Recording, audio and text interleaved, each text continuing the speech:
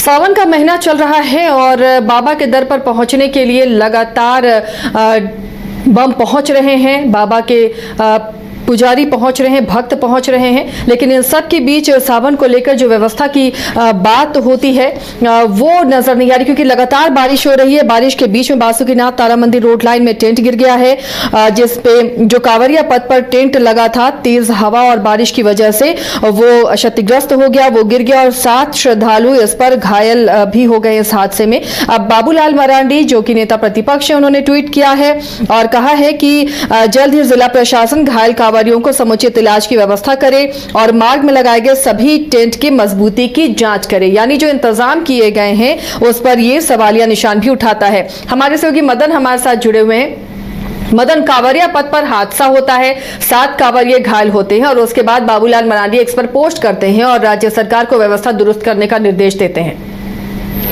बिल्कुल, देखिए ये सावन का पवित्र महीना है। ऐसे में बाबा बैद्यनाथ धाम लाखों की तादाद में देश ही नहीं बल्कि विदेशों से भी लोग पहुंचते हैं। ऐसे में 105 किलोमीटर की यात्रा जब पूरी होती है तब बाबा बैद्यनाथ का पूजा करने के बाद बासुकीनाथ के लिए कांवरिया वहां से निकलते हैं और कई कांवरिया जो है वो पैदल भी जाते हैं और कई बस से भी जाते हैं। इसी रास्ते में जो है वो एक टेंट बना हुआ है जिसमें कि कांवरिया वहाँ रुकते थे और विश्राम करते थे। फिर कुछ खाने पीने की सामान भी वहां पर मिलते थे, जो कि बासुकीनाथ तारा मंदिर रोड लाइन में टेंट था वो तेज बारिश और आंधी की वजह से गिर गया।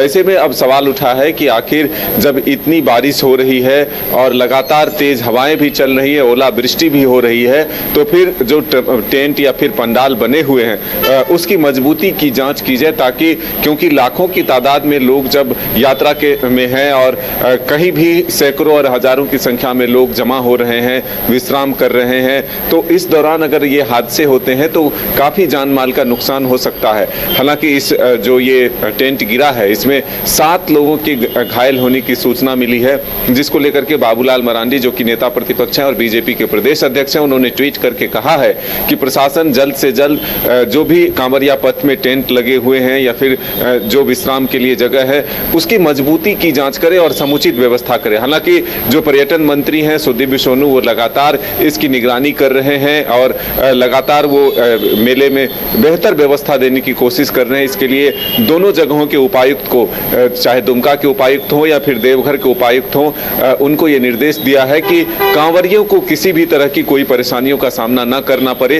तो एक तरह से कहें तो पर्यटन विभाग जो है पूरी व्यवस्था कर रही है, लेकिन जब हादसे हुए हैं तो फिर अब सवाल जरूर उठे हैं, बीजेपी की तरफ से ये सवाल उठाए गए हैं कि अब भी वक्त है और प्रशासन जो है तमाम टेंट की मजबूती की जांच करे, क्योंकि लगातार बारिश जो है वो जारी है, बारिश थमने का नाम नहीं ले रहा। और दूसरी तरफ अगर देखें तो तेज हवाएं चल रही है, तो इससे हादसे और भी हो सकते हैं। इससे बचने के लिए ये उपाय करना बेहद ही जरूरी है।